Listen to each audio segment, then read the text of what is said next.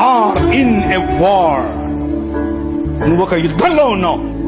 నువ్వు ఏ క్షణమైతే ప్రభు అయిన యేసుక్రీస్తుని రాజుగా అంగీకరించావో, ఏ క్షణమైతే ఆయనకు అలీజియన్స్ నమ్మకత్వాన్ని నువ్వు చాటావో, ఆ రోజు నుంచి నువ్వు యుద్ధంలోనే ఉన్నావు.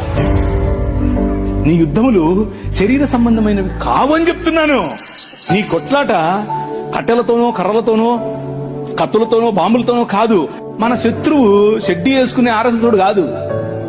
నో, వాడి వెనుక పనిచేస్తున్నటువంటి భావజాలం. మన శత్రువు బ్రాహ్మణుడు కాదు, బ్రాహ్మణుడు మంచోళ్ళు. ఆయన వెనుకున్నటువంటి ఆ భావజాలం. ఏంటా భావజాలం? నువ్వు స్త్రీవి, నువ్వు తక్కువ. నువ్వు ఫలానా కులంలో పుట్టావు, నువ్వు తక్కువ. నేను తలను, నేను దేవుడు.